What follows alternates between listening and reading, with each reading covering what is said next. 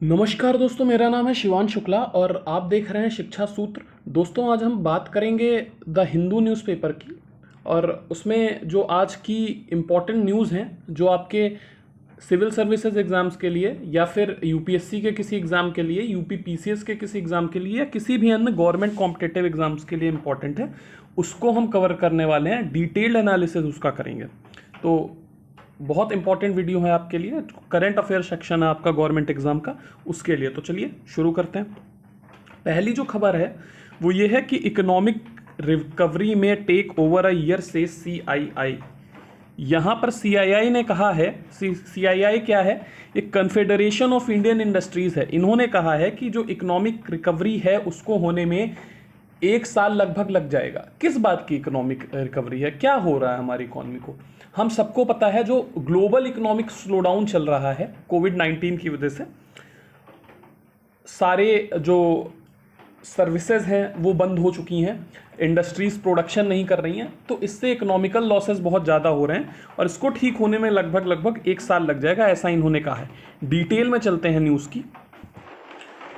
तो यहाँ पर हम देखेंगे कि सीआईआई ने कहा है कि जो जोन क्लासिफिकेशन किया जी, ये जो रेड जोन, ऑरेंज जोन और ग्रीन जोन बनाए हैं, इनका क्लासिफिकेशन थोड़ा अलग ढंग से किया जाए। इन्होंने कहा है कि जो 100 से 150 डिस्ट्रिक्ट हैं जिनकी इकोनॉमिक वैल्यू बहुत ज़्यादा है, economic value in the sense, इसको कैसे आइडेंटिफाई किया जाएगा कि किस डिस्ट्रिक्ट की इकोनॉमिक वैल्यू ज़्यादा है? जीडीपी के आधार पर, या क्या वो एक इंडस्ट्रियल हब है, क्या वहाँ पर बहुत ज़्यादा इंडस्ट्रीज़ हैं, बहुत ज़्यादा इंडस्ट्रियल एक्टिविटीज़ होती हैं?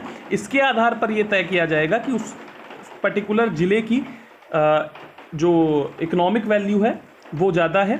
तो ऐसे 100 से लगभग 150 ज़िलों को आइडेंटिफाई किया जाए और वहाँ पर जो इंडस्ट्रियल एक्टिविटीज़ हैं उनको वापस से रीस्टार्ट करने की परमिशन दी जाए। और यहाँ तक कि जो कंटेनमेंट एरिया है, जो हाईली अफेक्टेड एरियाज हैं कोविड-19 की वजह से, वहाँ भी इंडस्ट्रियल एक्टिविटीज़ को शुरू करने की बात कही गई है। अब इसके लिए कह रहे हैं कि बहुत ज़्यादा कठोर रूल्स का पालन करना पड़ेगा। इन्होंने ये भी आर्ग्यू किया है कि उन एरियाज में अगर 100% टेस्टिंग भी की जाती है, इन कंटेनमेंट जोन्स में अगर 100% टेस्टिंग भी की जाती है और बहुत ज़्यादा एग्रेसिव हेल्थ प्रोटोकॉल्स मेजर्स लिए जाते हैं, तो इस एग्रेसिव हेल्थ प्रोटोकॉल मेजर का मतलब है कि हर व्यक्ति की टेस्टिंग हो, ठीक है, सोशल डिस्टेंसिंग के नियमों का कड़ाई से अनुपालन किया जाए, प्रॉपर मात्रा में सबके पास किट्स अवेलेबल हो, मास्क अवेलेबल, तो इन सारी चीज़ों में इन्होंने कहा है कि जो खर्चा आएगा वो इकोनॉमिक स्लोडाउन में होने वाले नुकसान से बहुत हद तक कम होगा। सीआईआई की ये चिंता सही भी है क्योंकि ऐसा माना जा रहा है कि लगभग आधी से ज़्यादा जॉब्स चली जाएंगी। जब ये सारी चीज़ों से हम बाहर निकलेंगे, कोविड-19 ख़त्म होगा, तब हम देखेंगे आधी से ज़्यादा जॉब्स जा चुकी होंगी। अब इस मीटिंग में पार्टिसिपेट करने वाले कुछ लोगों ने ये माना कि जो कंप्लीट शटडाउन है वो सबसे बड़ी उनके सामने चुनौती है। उनकी जो उनके बिजनेस ऑपरेशन है उनको करने में वो सबसे बड़ी चुनौती क्या है? कंप्लीट लॉकडाउन है। इसके बाद जो चीज़ें उन्होंने नाम लिया उसमें इन्होंने बोला कि लैक ऑफ डिमांड। अब डिमांड क्यों नहीं है भैया? क्योंकि लोगों को ज़रूरत ही नहीं है, लोग बाहर निकल ही नहीं रहे हैं, है ना, लोग वो काम कर ही नहीं रहे जिसके लिए उनको डिमांड की ज़रूरत हो। जैसे कि इंडस्ट्रीज बंद हैं तो जो रॉ मटेरियल है उसकी डिमांड नहीं है। बात समझ में आ रही है? जैसे मान लीजिए कपड़े बनाने वाली इंडस्ट्रीज हैं तो उनको रॉ मटेरियल ही नहीं चाहिए होगा, तो डिमांड प्रभावित हो रही है कि नहीं हो रही है, ठीक है। और इस तरीके की जो सप्लाई चेन डिस्ट्रीब्यूशन है वो बुरी तरीके से प्रभावित है, ट्रांसपोर्टेशन ना हो पाने की वजह से। तो ये सारी चीज़ें जो हैं, ये इनका कहना है कि इनको बिजनेस ऑपरेशन करने में समस्या कर रही हैं।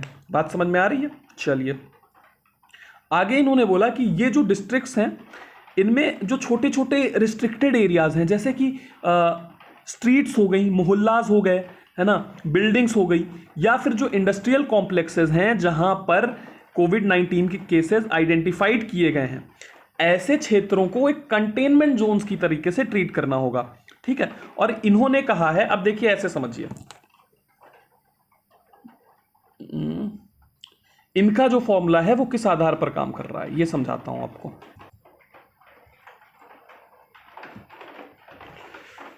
ये देखिए,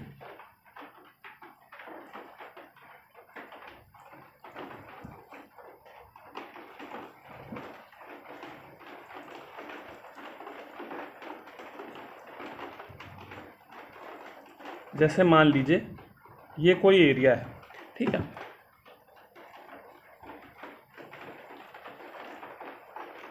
तो ये मान लेते हैं ये कोई शहर है।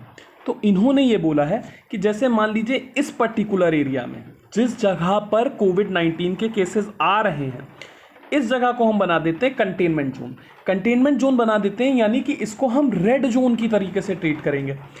इस एरिया के बारे में इन्होंने कहा है कि ये इन दोनों के बीच का जो डिफरेंस है वो 500 मीटर रहेगा। तो इन्होंने बोला ये जो 500 मीटर का रेडियस है, इन दोनों के बीच में ये जो 500 मीटर का रेडियस है, ऐसे इस एरिया को यहाँ से लेकर यहाँ तक, इस एरिया को हम ट्रीट करेंगे ऑरेंज जोन की तरीके से। और ये जो एरिया है यहाँ पर हम ट्रीट करेंगे, इस एरिया को ग्रीन जोन्स की तरीके से ट्रीट करेंगे। और इनकी सलाह ये है कि ये जो रेड जोन्स हैं, यहाँ पर भी जो इंडस्ट्रियल एक्टिविटीज़ हैं वो जारी रहेंगी, बस जो मेजर्स हैं वो बहुत ज़्यादा स्ट्रिंजेंट होंगे, बहुत ज़्यादा टफ होंगे, यहाँ भी जारी रहेंगी और यहाँ भी जारी रहेंगी। तो एक ये चीज़ इन्होंने हमसे बताई।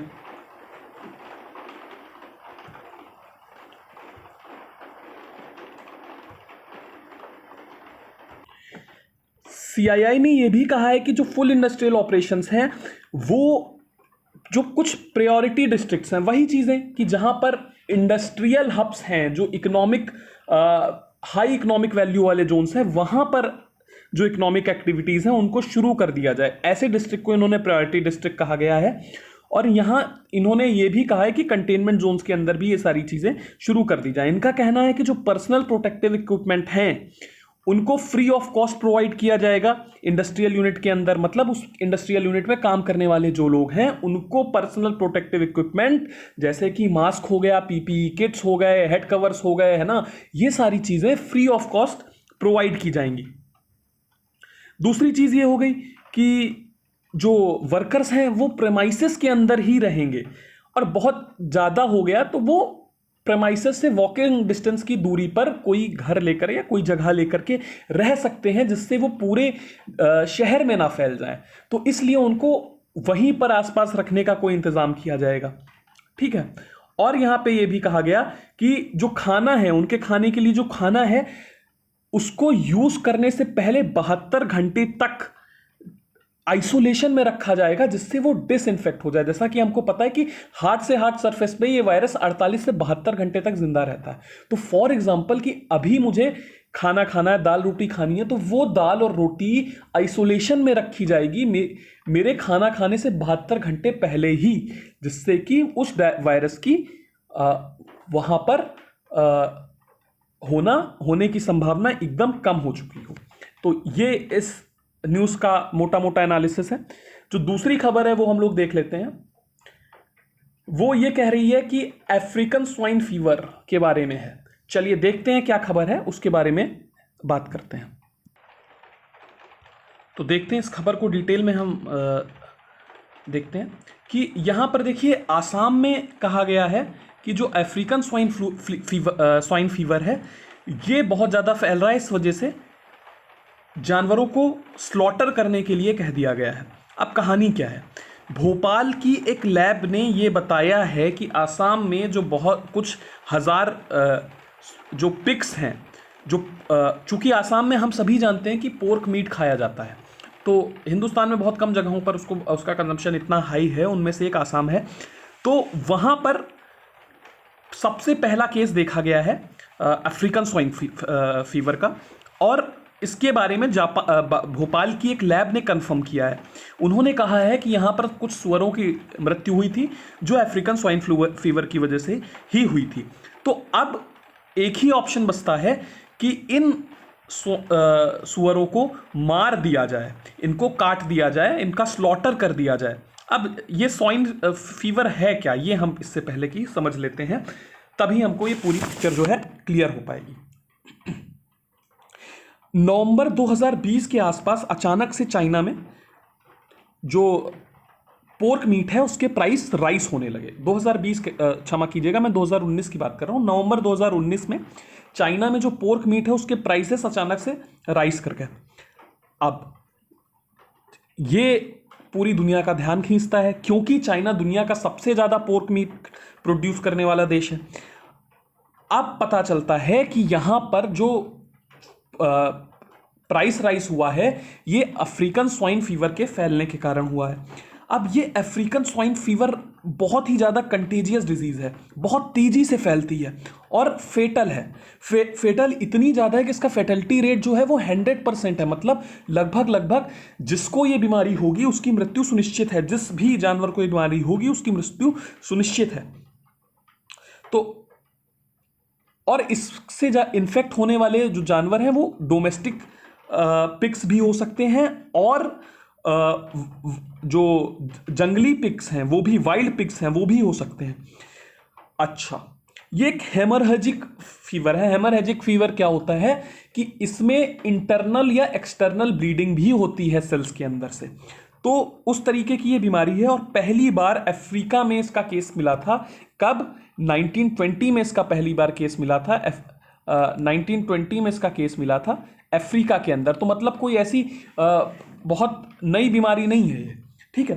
तो अब कहानी आगे बढ़ती है। कहानी ये कहती है कि लगभग ये मैं आपको बता ही चुका हूं कि 100% जो फैटलिटी रेट है। हाँ, एक अच्छी बात ये है कि ये ह्यूमन टू ह्यूमन इसका ट्रांसमिशन नहीं होता है, सिर्फ एनिमल टू एनिमल फैलती है।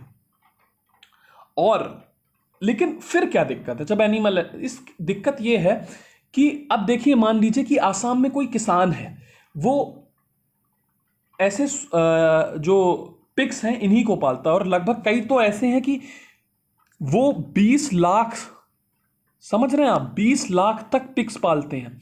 तो ऐसे किसानों के साथ जो है वो समस्या हो जाएगी क्योंकि उनका जो फाइनेंशियल स्ट्रेंथ है वो बहुत ज़्यादा वीक हो जाएगी।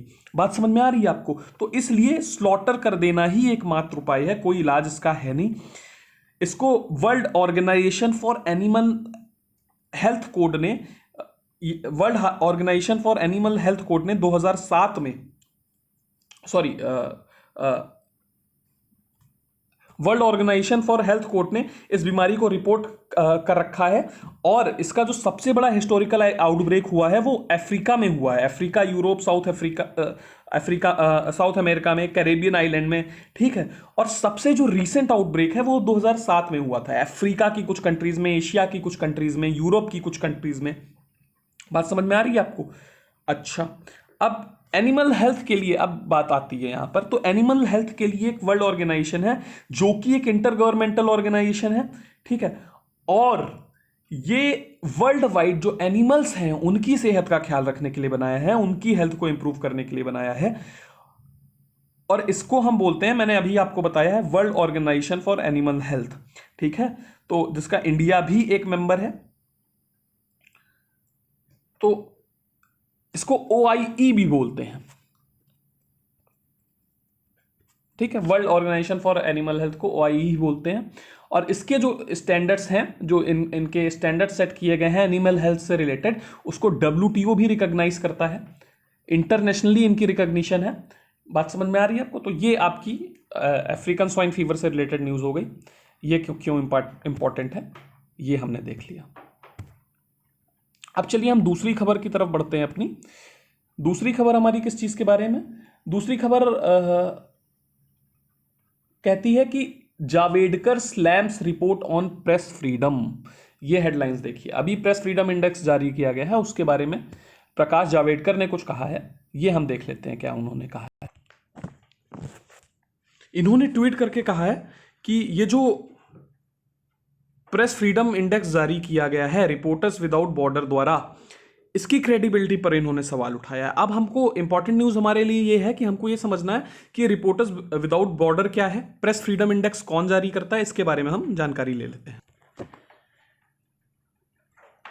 ये ऑर्गेनाइजेशन जो है एक नॉन फॉर प्रॉफिट ऑर्गेनाइजेशन है और नॉन गवर्नमेंटल ऑर्गेनाइजेशन है, जो इसलिए बनाया गया था कि एक तरीके से फ्री प्लूरलिस्टिक इंडिपेंडेंट जर्नलिज्म जो है उसको बढ़ाया जाए। और जो जर्नलिस्ट हैं दुनिया भर में, उनको प्रोटेक्ट किया जाए, उनके ऊपर जो जगह जगह हमले होते हैं उसको वो प्रोटेक्ट करने की कोशिश में ये बनाया गया था।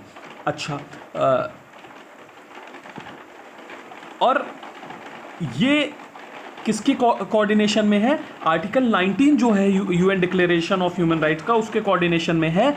अपनी रिपोर्ट्स को एनुअल बेसिस पर पब्लिश करता है। एनुअल बेसिस पर पब्लिश करता है मतलब कि हर साल असेसमेंट करता है पिछले साल होने वाली घटनाओं का, यानी कि 2020 में अगर रिपोर्ट आई है तो 2019 में होने वाली घटनाओं का इन्होंने असेसमेंट किया है अलग अलग कंट्रीज़ का, और फिर ये वर्ल्ड फ्रीडम इंडेक्स तैयार करते हैं। अच्छा, 2020 का जो इनका वर्ल्ड फ्रीडम इंडेक्स है ये इंपॉर्टेंट क्यों हो जाता है?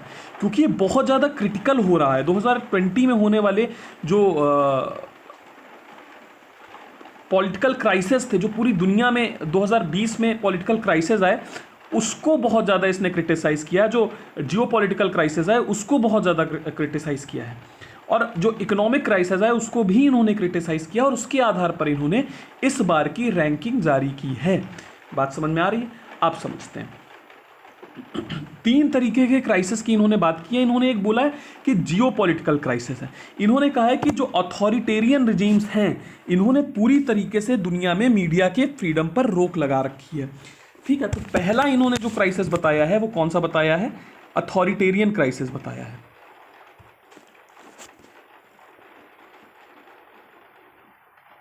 एक मिनट,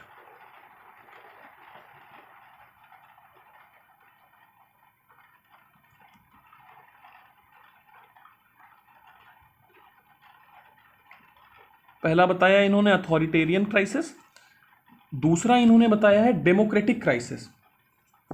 ठीक है, दूसरा क्राइसिस जो इनके द्वारा बताया गया है इसको बोला है इन्होंने डेमोक्रेटिक क्राइसिस।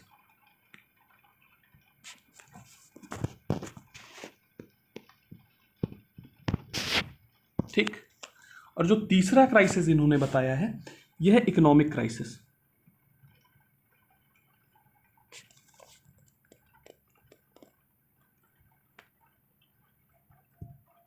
तीसरा इन्होंने बताया इकोनॉमिक क्राइसिस। तो पहला जो अथॉरिटेरियन क्राइसिस है ये क्या कहता है? ये कहता है कि दुनिया में ऐसी सरकारें जो बहुत ज़्यादा अथॉरिटी एक्सरसाइज करती हैं अपने यहाँ पर जर्नलिस्ट के ऊपर, बहुत ज़्यादा कंट्रोल में रखने की कोशिश करती हैं, उन्होंने इस बार फ्रीडम को बहुत ज़्यादा कर्ब किया है। दूसरी चीज़ इन्होंने बताई है कि ऐसी कंट्रीज जहां पर वोटों के लिए पोलराइजेशन होता है, जैसे हिंदुस्तान में हिंदू मुस्लिम वोट्स के लिए पोलराइजेशन किया जाता है, तो यहां पर भी जो सरकारें हैं वो बहुत ज़्यादा रिप्रेसिव पॉलिसीज लेके आती हैं, जिससे कि जो प्रेस है उसको खामोश रहना पड़ता है। और तीसरी चीज़ इन्होंने बताई इकोनॉमिक क्राइसिस। इन्होंने कहा कि जो पॉलिटिक्स है वो बहुत एम्पावरिज्म भरी है, मतलब कि जो जर्नलिस्ट हैं कई बार उनको काम करना पड़ता है और उनको पैसे तक नहीं मिलते हैं, उनको फ्री में काम करना पड़ता है। ये एक बड़ी समस्या जर्नलिस्ट के साथ रही है। अब ये क्यों हुआ है? इंडिया को इतनी खराब रैंक क्यों मिली? इंडिया को इस बार 142वीं रैंक मिली है 180 रैंक में। 2018 में इनकी रैंक 138 थी। ये इसलिए हुआ है क्योंकि इन्होंने जो लिखा हुआ है अपनी रिपोर्ट के अंदर, इन्होंने लिखा है blackout in the Indian administered Kashmir. आपको पता है आर्टिकल 370 कश्मीर से रिमूव किया गया और वहां पर मीडिया के जाने पर पाबंदी लगा दी गई। तो ये एक बड़ा रीजन इन्होंने माना है। और दूसरा रीजन इन्होंने दिल्ली में होने वाले जो एंटी-सीए प्रोटेस्ट थे और उसके जो रिस्पॉन्स में होने वाले दंगे थे उनको एक रीजन माना है। भूटान, नेपाल, श्रीलंका जैसी कंट्रीज भी इंडिया के ऊपर रखी गई हैं। बात करें ग्लोबली तो नॉर्वे पहले नंबर पर है, चाइना 177वें नंबर पर है और नॉर्थ कोरिया जो है उसका नंबर 180 है। तो अगली खबर की तरफ बढ़ते हैं। अगली खबर कहती है कि centre drafts new rules for satellite TV channels. ये खबर देख लेते हैं, थोड़ी सी इंपॉर्टेंट हो जाती है। ये न्यू रूल्स क्या है, पुराने रूल्स क्या थे? पहले तो हमको समझना होगा, दो चीजें हमको यहां पर समझनी होंगी कि जो इंफॉर्मेशन और ब्रॉडकास्टिंग मिनिस्ट्री है उन्होंने एक ड्राफ्ट नोटिफिकेशन इश्यू किया है और इसमें इन्होंने कहा है कि जो 9 साल पुरानी हमारी पॉलिसी है उसको हम चेंज कर देंगे। ठीक है, और इसको हम चेंज कर देंगे अपलिंक और downlink private TV channels policy की तरफ हम इसको लिंक कर देंगे। अब ये अपलिंकिंग क्या है? अपलिंकिंग वो तरीका है जिसमें सिग्नल्स को ट्रांसमिट किया जाता है ग्राउंड स्टेशन से जियो स्टेशनरी सैटेलाइट तक। ठीक है, जो अर्थ के तो आपका लो अर्थ ऑर्बिट में जो सैटेलाइट घूमते हैं, जो सैटेलाइट्स टीवी केबल कनेक्शन को ट्रांसमिट करने के लिए बनाए जाते हैं। तो होता क्या है कि अर्थ में जगह जगह आपका ये स्टेशंस बनाए जाते हैं, रेडियो स्टेशंस बनाए जाते हैं। यहाँ से सिग्नल जाते हैं वहाँ जियो स्टेशनरी सैटेलाइट के पास, वहाँ से फिर वो सिग्नल बैक आते हैं डिश एंटीना तक। तो जो एंटीना लगा होता है उससे फिर सिग्नल कैच करता है और हमको टीवी दिखाई देता है। तो ये जो सिग्नल्स का आना है इसको हम डाउनलिंकिंग बोलते हैं, और ये जो सिग्नल्स का जाना है इसको हम अपलिंकिंग बोलते हैं। ठीक है, चलिए अब खबर क्या कहती है।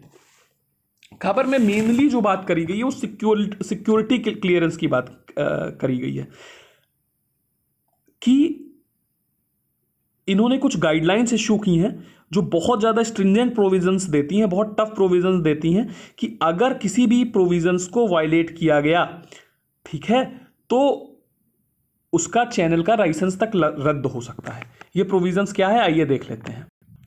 इस कैटेगरी में इन्होंने 11 वायलेशंस डाले हैं। इन्होंने बोला है कि पहली चीज़ इन्होंने बोली है कि डिले या फिर नॉन इंटीमेशन अगर होता है, किसी भी शेयर होल्डिंग पैटर्न को चेंज किया जाता है और इस बात को अगर मिनिस्ट्री ऑफ होम अफेयर्स को नहीं बताया जाता है तो इनके ऊपर कार्रवाई की जाएगी। ये कार्रवाई 3 फेज में करी जाएगी। 3 फेज देख लेते हैं हम क्या है कि पहले तो इनको बोला जाएगा कि पहले तो इनको एक वार्निंग दी जाएगी और उसके बाद चैनल का प्रसारण रोक दिया जाएगा 10 दिनों के लिए या कितने भी दिनों के लिए जितना गवर्नमेंट चाहती है, और इसके बाद भी अगर नहीं माना जाता है तो फिर सस्पेंशन कर दिया जाएगा उनके लाइसेंस का। अब 11 वायलेशंस इन्होंने बताए, उसमें से सबसे पहले इन्होंने बताया कि अगर कंपनी का, अगर किसी भी न्यूज़ चैनल का जो शेयर होल्डिंग पैटर्न है वो चेंज होता है। मान लीजिए कि किसी पर्टिकुलर कंपनी के 50% शेयर हैं और किसी दूसरी कंपनी का 20% है, किसी तीसरी कंपनी के 30% शेयर है, तो अगर इनमें कोई भी चेंजेस लाना है तो हम इसको पहले बताएंगे, किसको, मिनिस्ट्री ऑफ होम अफेयर्स को। क्योंकि अगर मान लीजिए ए, बी और सी 3 कंपनी है, चलिए समझा देता हूं क्यों। मान लीजिए देयर आर 3 कंपनीज और 3 individual having share holding of, let's say A have 50%, B have 20% और C have 30%। तो इस शेयर होल्डिंग को चेंज नहीं किया जा सकता है। क्यों नहीं चेंज किया सकता है? मान लीजिए इनके कुछ कांटेक्ट हुए बाहर से, ठीक है, बाहर से कांटेक्ट हुए मतलब सपोज करिए चाइना इनकी फंडिंग करता हो या कुछ भी, किसी भी तरीके से चाइना से इनके कांटेक्ट है, और या फिर चाइनीज कंपनी है यहाँ किसी दूसरे नाम से चल रही है, और इसके मान लीजिए इन्होंने अपने 30% शेयर इनको बेच दिए और इनके शेयर हो गए 20, इन्होंने अपने 10% शेयर बेच दिए यानी इनके 10% शेयर बचे, तो इस हिसाब से इनके पास आ गए 70% शेयर। बात समझ में आ रही है? तो अब जिसके 50% से ज्यादा शेयर होंगे, हम सभी को पता है कि वो ज्यादा कंट्रोल एक्सरसाइज करेगा कंपनी के ऊपर, और इस हिसाब से अगर मान लीजिए ये कंपनी किसी ऐसी चीज से लिंक हुई जिनका काम देश में अराजकता फैलाना है, देश का माहौल खराब करना है, तो ये बहुत ही अच्छे से कर लेंगे।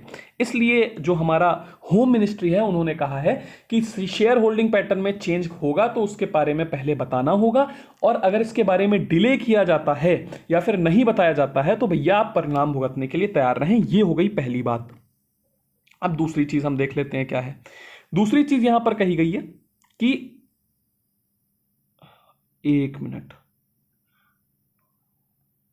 हां, कि अगर किसी डायरेक्टर का अपॉइंटमेंट किया जाता है किसी प्रायर परमिशन के बिना तो भी इसको वायलेशन माना जाएगा। तीसरी चीज ये बोली गई है कि अगर सिक्योरिटी क्लियरेंस डिनाई किया है किसी डायरेक्टर ने, जितने भी सिक्योरिटी क्लियरेंस जो कंपनी को मिला हुआ है उसमें आने वाले 11 वायलेशन में से किसी डायरेक्टर ने एक भी काम किया है, 11 में से एक भी रूल जो वायलेटिंग स्टैंडर्ड्स बनाए गए हैं उस स्टैंडर्ड्स कह रहा हूं, जो वायलेशन के जो नॉर्म्स बनाए गए हैं उनका उल्लंघन किया है, तो फिर भैया उस डायरेक्टर को हटाने की बात कह दी जाएगी, रिमूवल की बात कह दी जाएगी।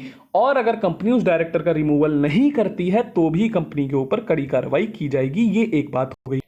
पेनाल्टी क्या है इसके बारे में भी हमने जानकारी दे दी। वार्निंग, 10 दिन तक का बैन या फिर कैंसिलेशन ऑफ परमिशन।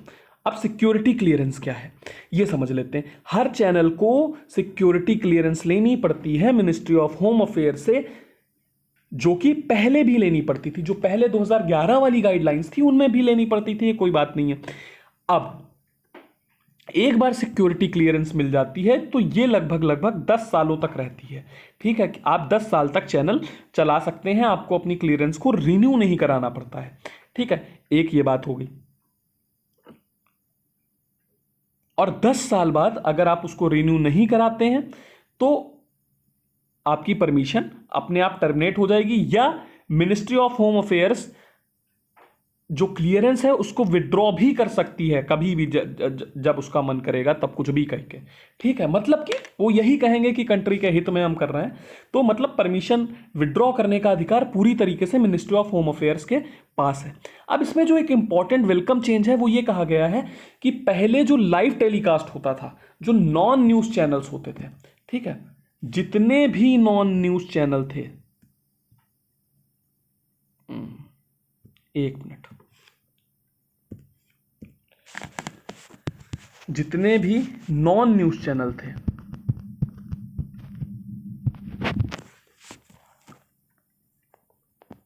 वो लाइव टेलीकास्ट नहीं कर पाते थे, लाइव टेलीकास्ट नहीं कर पाते थे।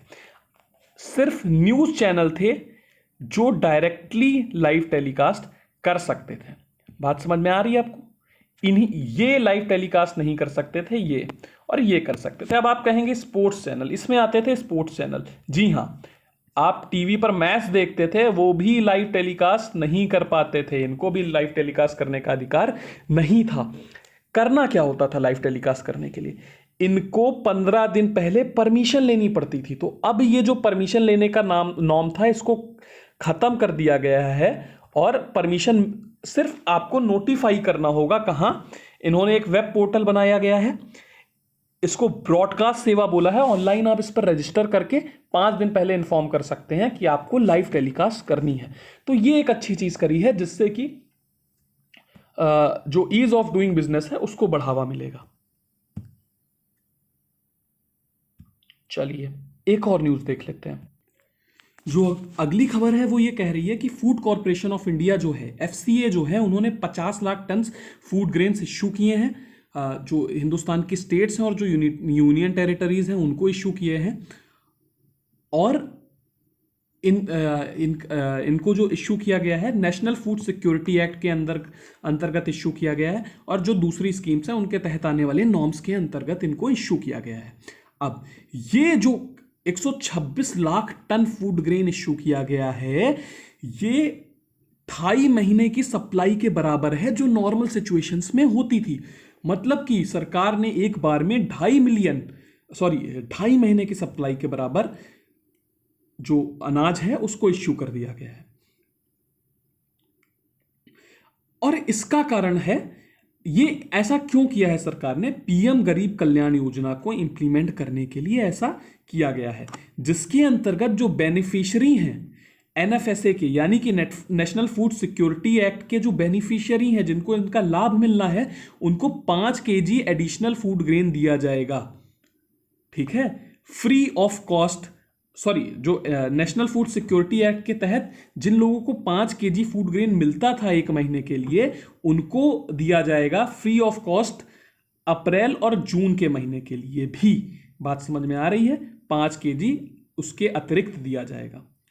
ठीक है, चलिए अब जो दूसरी खबर यहां पर इंपॉर्टेंट है वो देख लेते हैं। Tripura groups oppose settlement of Brus. ये क्या है? नागरिक सुरक्षा मंच, जो कि उन बंगाली लोगों को रिप्रेजेंट करता है जिनको बांग्लादेश से डिस्प्लेस कर दिया गया था, जो ईस्ट पाकिस्तान हुआ करता था पहले 1971 के बाद या पार्टीशन के बाद। तो ये उनको रिप्रेजेंट करता है नागरिक सुरक्षा मंच, और दूसरा है मीजो कन्वेंशन। ये दोनों लोग पहुंचे हैं और त्रिपुरा के जो सीएम हैं विप्लव देव, उनको इन्होंने एक मेमोरेंडम सौंपा है और इन दोनों ग्रुपों ने कहा है कि अपनी जो अपोजिशन है उसको दर्ज कराया है। क्यों दर्ज कराया है? क्योंकि ब्रू ट्राइब जो है उसको मिजोरम की ट्राइब है और उसको परमानेंटली त्रिपुरा में सेटल कराया जाएगा।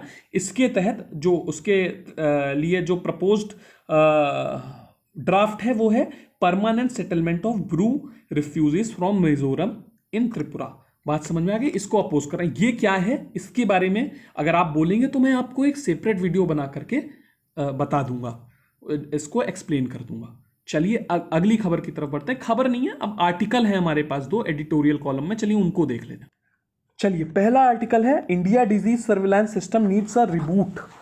ये किस बारे में आर्टिकल है? यहां पर जो ऑथर हैं वो ये बताना चाह रहे हैं कि कुछ अभी तो जो कोविड-19 है ये एक ग्लोबल एपिडेमिक है, पर ऐसी भी कुछ बीमारियां हैं जो एक साइलेंट एपिडेमिक की तरीके से काम कर रही हैं, जिनका हेल्थ के ऊपर बहुत ही ज्यादा गहरा प्रभाव पड़ रहा है, लेकिन इनको अटेंशन बहुत कम मिल रहा है।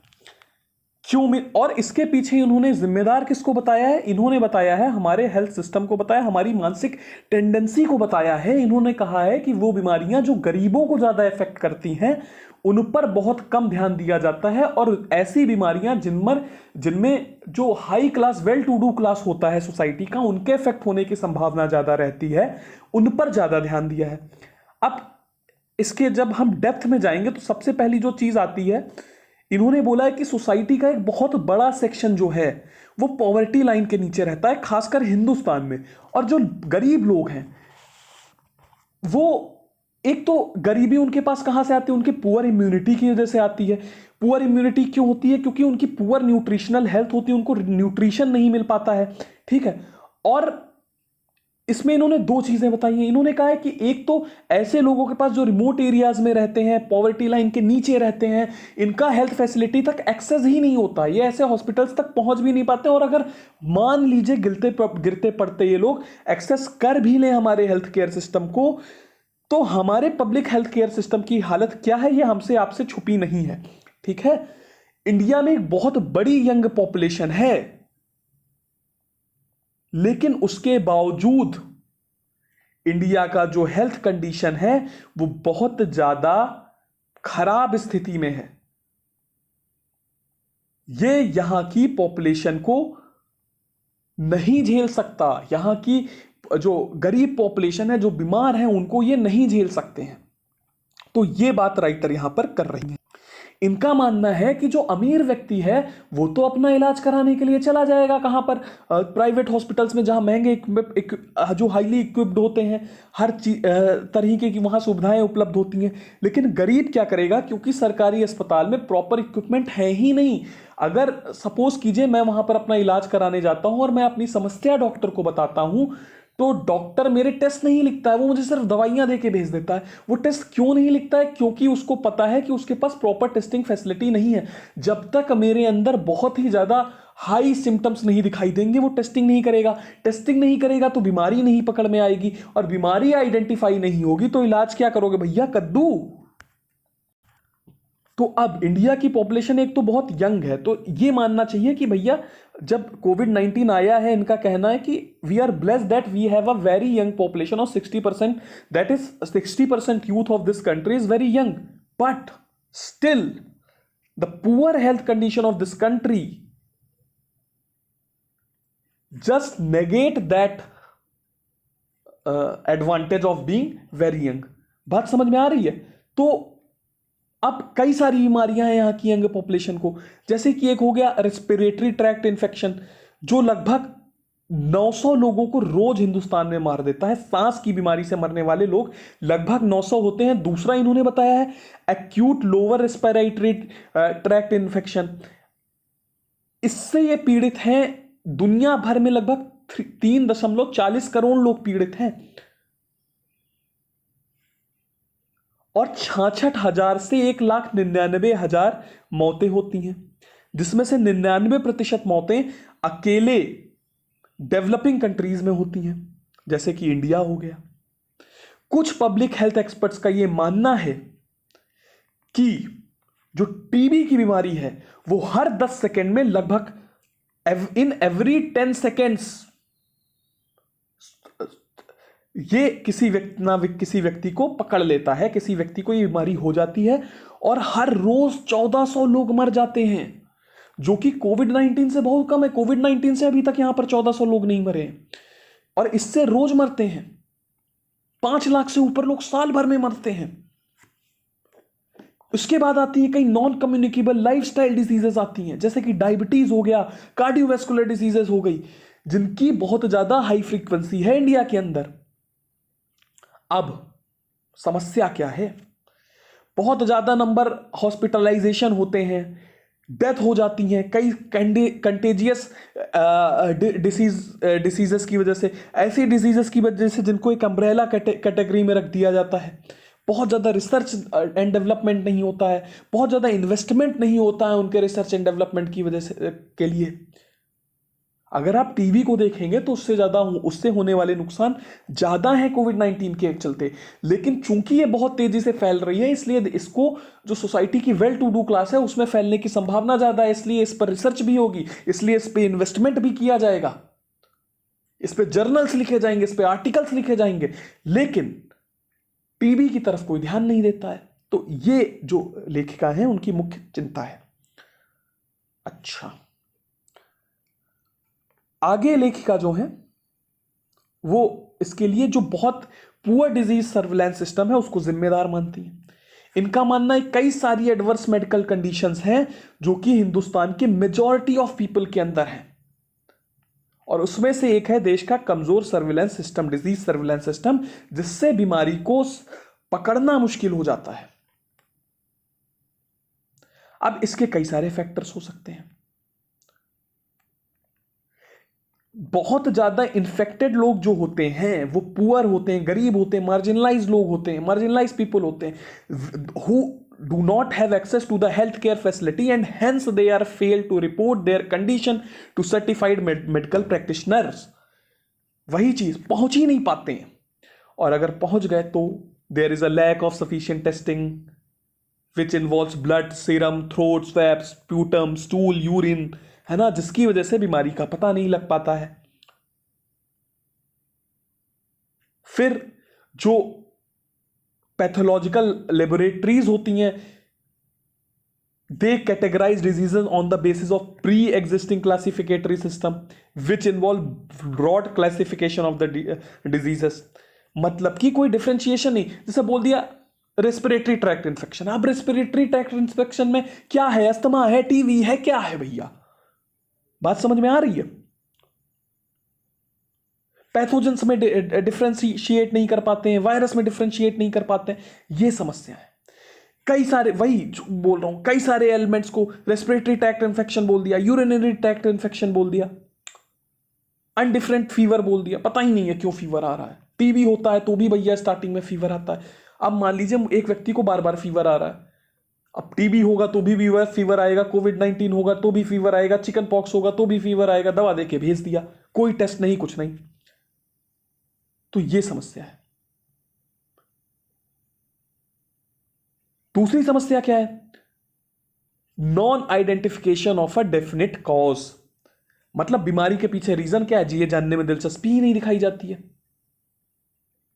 जबकि लाखों लोग मरते हैं हर साल, साइंटिफिक रिसर्च नहीं होती है। लेट्स से कि definite cause of an illness is identified, then what happened? It does not necessarily gain the focus attention of scientific research which has an effect on the disease control। बात समझ में आ रही है? और अगर चलिए कर भी लिया तो बहुत ज्यादा बायस्ड अप्रोच फॉलो की जाती है जो मेन स्ट्रीम साइंटिफिक रिसर्चर्स हैं उनके द्वारा, क्योंकि उनको चला कौन रहा है भैया? प्रॉफिट मेकिंग जो फार्मास्यूटिकल कंपनीज हैं वो चला रही हैं, जिनकी दवाइयां बिकनी है। टीबी में कौन सी दवाइयां बिक जाएंगी हमको? अभी देखिए कोविड-19 की दवा बनेगी, वो कितनी तेजी से बिकेगी, कितनी तेजी से प्रॉफिट होगा, वहां पर रिसर्च करेंगे, वहां इन्वेस्टमेंट करेंगे। मतलब कि this is the fall out of lack of priority. आपको पता ही नहीं आपको किस बीमारी को प्रायोरिटी देनी, कौन ज्यादा नुकसान कर रही है।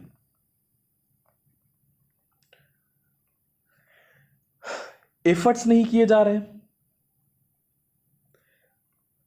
क्योंकि एक तो नॉलेज की अवेलेबिलिटी नहीं है। अब जैसे ले लेते हैं कि टीवी हो गया, तो टीवी में जो आरओ वैल्यू है जो मैंने बता दिया लगभग 5 लाख के लगभग है। कोविड-19 में कितनी आप देख रहे हैं। तो ये सारी समस्या, अब इसके लिए किया जा सकता है। कोविड-19 जैसी बीमारियों में जिसमें हायर मोर्टेलिटी रेट नहीं है, उन बीमारियों की तरफ फोकस करना चाहिए जिसमें हायर मोर्टेलिटी रेट है। क्योंकि भैया आप समझिए, आप लोग, अब यहां पर लेखिका का कहना है कि यह आइडेंटिफाई कैसे किया जाएगा that people are dying of कोविड-19 और विद कोविड-19, क्योंकि कोमोर्बिडिटीज हैं और बीमारियों के साथ व्यक्ति मर रहा है। मरने का मेन कारण क्या है कि कोविड-19 के अलावा और बीमारियां थी, और बीमारियां क्यों थी, क्योंकि उनका इलाज नहीं हो सका था, उनका आइडेंटिफिकेशन नहीं हो सका था, इम्यूनिटी कमजोर है। तो ये क्यों हो रहा है भैया? अगर आपने समय रहते उन बीमारियों की तरफ ध्यान दे दिया होता तो क्या कोमोर्बिडिटी एग्जिस्ट करती? तो ये चीज है जो लेखिका की मेन चिंता है। चलिए दूसरी खबर दे। इस खबर में बताया है ब्रिक्स के इनिशिएटिव के बारे में कि वो कोविड-19 से फाइट करने के लिए क्या कर रहे हैं। आपको पता है ब्रिक्स क्या है भैया? ब्राजील, रशिया, इंडिया, चाइना और साउथ अफ्रीका। साउथ अफ्रीका 2010 में इसमें ऐड किया गया था। बात समझ में आ गई? एक ग्रुप है जो म्यूचुअल कॉर्पोरेशन के लिए बनाया गया है, जो इकोनॉमिकल बेनिफिट के लिए बनाया गया है। तो अब इनके ब्रिक्स के जो मेंबर नेशन हैं, इनके क्या एफर्ट्स हैं जो कोरोना वायरस के खिलाफ वॉर चल रहा है इसमें? ये दूसरी कंट्रीज तक पहुंच रहे हैं अपनी सहायता लेकर कोविड-19 से लड़ने के लिए। जैसे कि इंडिया ने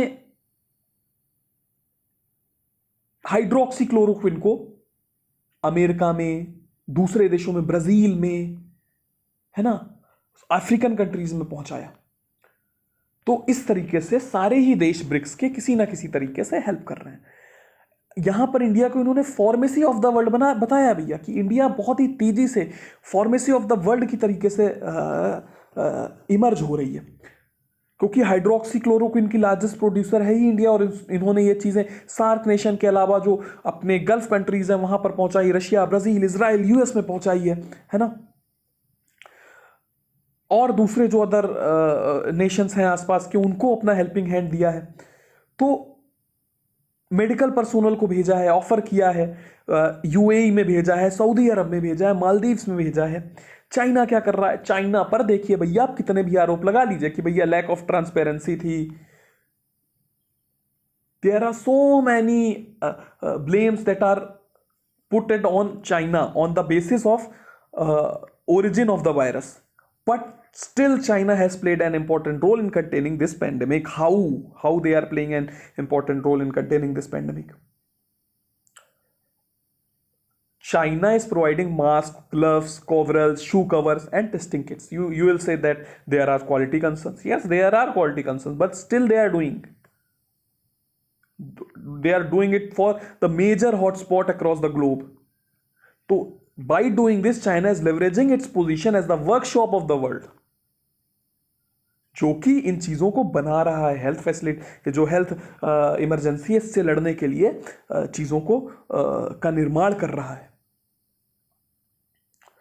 और ये सब चाइना कर रहा है under its health silk road doctrine. ठीक है, जो इनकी हेल्थ सिल्क रोड डॉक्ट्रिन है उसके तहत रशिया क्या कर रहा है भैया? खुद रशिया पीड़ित है इस वायरस से, इसके बावजूद रशिया अपने डॉक्टर्स को, वायरोलॉजिस्ट को दूसरी कंट्रीज में भेज रहा है, जिसमें आपका इनका जो famous from Russia with love air mission है, इन्होंने इटली भेजा था। इनके साथ इन्होंने यूएस को अपना एडमिनिस्ट्रेशन भेजा था, मेडिकल सप्लाईज के साथ, मेडिकल एक्सपर्ट्स के साथ। सोवियत टाइम से ही रशिया जो है बहुत top of the line emergency services रखता रहा है। जब सोवियत दौर था, सोवियत विघटन से पहले की बात हो रही है, और ये उसी समय से किसी भी तरीके की इमरजेंसी को टैकल करने की क्षमता रखता है। वो क्यों ना बायोलॉजिकल अटैक ही क्यों ना हो, न्यूक्लियर रेडिएशन ही क्यों ना हो, केमिकल वेपन अटैक क्यों ना हो।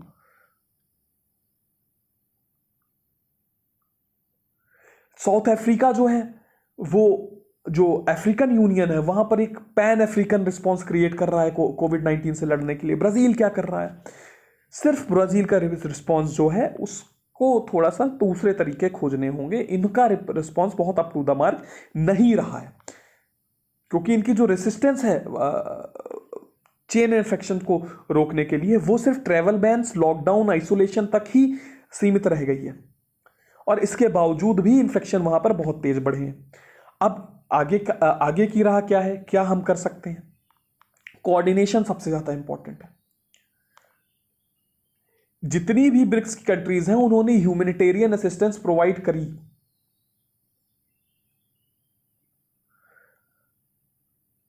अब इनको अपने एफर्ट्स को पूल करना चाहिए, प्रॉपर पूलिंग करनी चाहिए, कोऑर्डिनेशन करना चाहिए डब्ल्यूएचओ के साथ पार्टनरशिप में, और आपस में दूसरे अफेक्टेड रीजन्स के साथ भी करना चाहिए, और ये जो वायरस से फाइट है इसमें योगदान देना चाहिए।